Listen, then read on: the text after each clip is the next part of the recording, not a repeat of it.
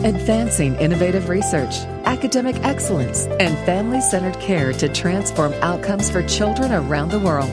Children's Mercy Kansas City presents the audio interview series, Transformational Pediatrics, with host Dr. Michael Smith. So our topic today is the decision to withhold life-sustaining medical treatment for children. My guest is Dr. Brian Carter. Dr. Carter is a neonatologist and a pediatric bioethicist at Children's Mercy Kansas City. Dr. Carter, welcome to the show. Well, good morning. Let's go ahead and start off. I'd like for you to kind of frame this discussion for us. So I want to just kind of ask you, why is this topic important to you? Well, first of all, as a neonatologist working in an ICU and a hospital-based physician, we deal with many conditions in childhood for which, despite our best efforts, medicine reaches its limit of capability to perhaps effect cure or resolve overwhelming illness in children. And in those situations, it's necessary to consider what we are doing and whether it is working to the benefit of the child or if it's prolonging agony, perhaps even prolonging a dying process, and what would be the kind, compassionate, and humane action that physicians and other team members should take towards discussing and effecting decisions towards the withdrawal of life-sustaining medical treatment. This isn't a frequent event, if you will, but it's not so infrequent as to not require some attention and standardization of approach. And is that maybe one of the problems right now, is that there really isn't a standardized way to approach this decision-making process? Is that one of the issues we need to address? Well, it is perhaps a piece of that, Dr. Mike. It's also the matter pertains to the adult population, so it's not unique to pediatrics. However, it has been stated in previous venues by numerous people, it's inappropriate or seemingly out of season. It's untimely anytime a child dies. And so the emotions, the difficulties, the communication, the words chosen, and the process towards decision-making in a compassionate fashion becomes doubly concerning when dealing with children compared to adults. There have been standards set, there have been recommendations, and in recent, just this past year, 2017, the American Academy of Pediatrics revisited withdrawal of life-sustaining medical treatment statement that was originally published in 1994. So let's talk a little bit about that decision-making process then. What is actually involved in this process, and even like who should be providing the input, and how many people should be involved in this process? Well, it's something we need to be careful of so that it's not a large number of healthcare professionals sitting in a room with a parent or a couple of parents in what appears or can be sensed as an overwhelming us against them setting. It needs to be done sensitively, but also with regard to appropriate personnel. Typically, the responsibility falls on the attending physician, but he or she may have an accompaniment, a trainee, a resident or a fellow physician, perhaps a consulting physician. If this is a primary intensivist who is the attending physician, she may ask the child neurologist to be present, or perhaps a cardiothoracic surgeon, or other subspecialists who's been involved in the case and the care of the child to convey with singular voice the concerns and the need to address this most grievous of decisions. In addition to parents and the attending physician, or as I noted, a consultant, there may well be a primary bedside nurse. There may be a social worker or a chaplain.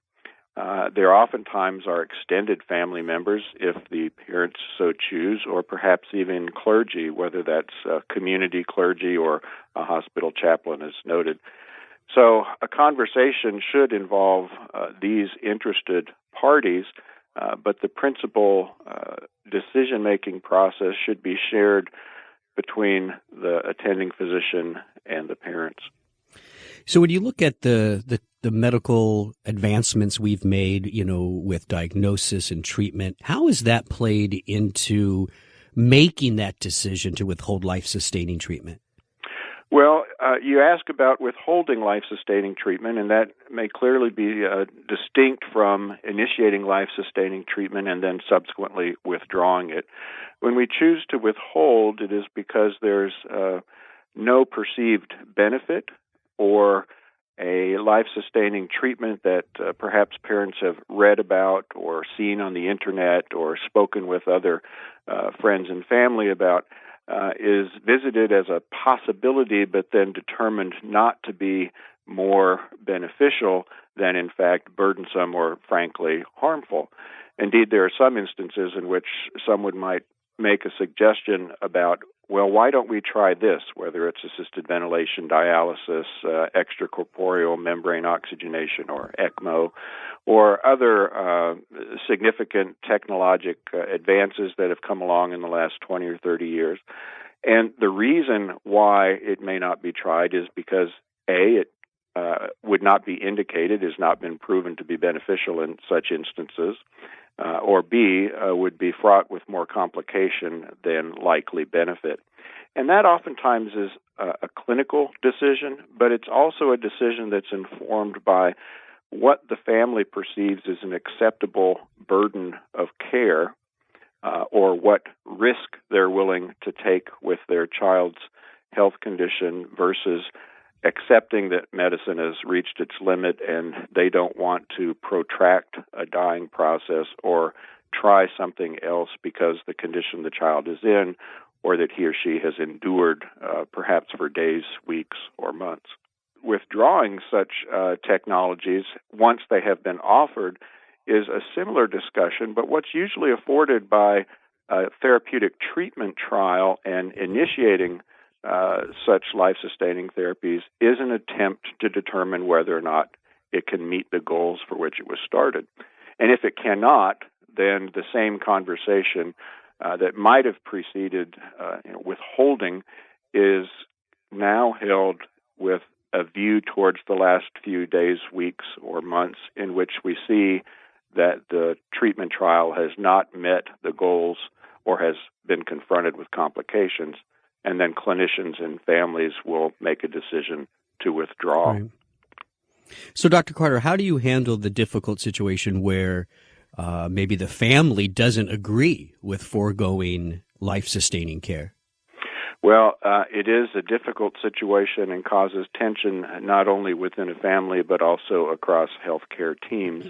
And there's oftentimes engagement of specialists in ethics or palliative medicine, or perhaps behavioral health, social workers, clergy, chaplaincy, psychologists, to better understand where the disruption lies, also to help in a negotiative process if there can be a singular voice that is ultimately attained.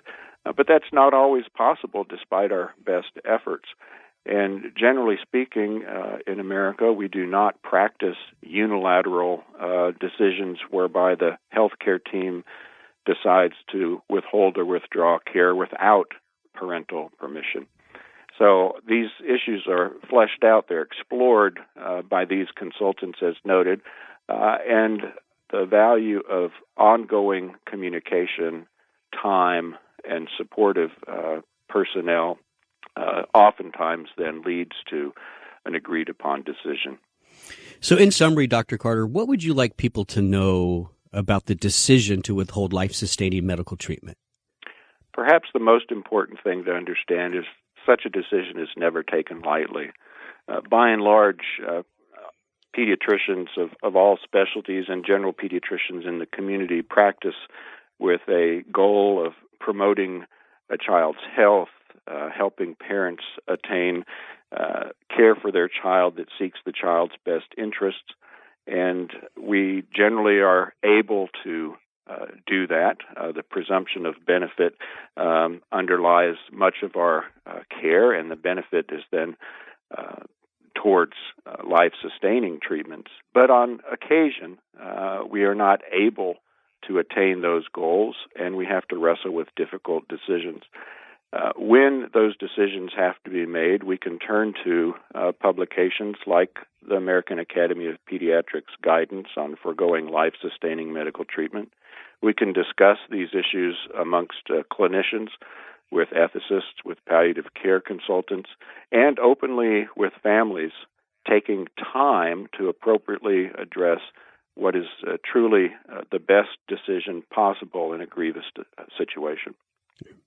Dr. Carter, I want to thank you for the work that you're doing at Children's Mercy, and also thank you for coming on the show today. You're listening to Transformational Pediatrics at Children's Mercy, Kansas City. For more information, you go to childrensmercy.org. That's childrensmercy.org. I'm Dr. Mike Smith. Thanks for listening.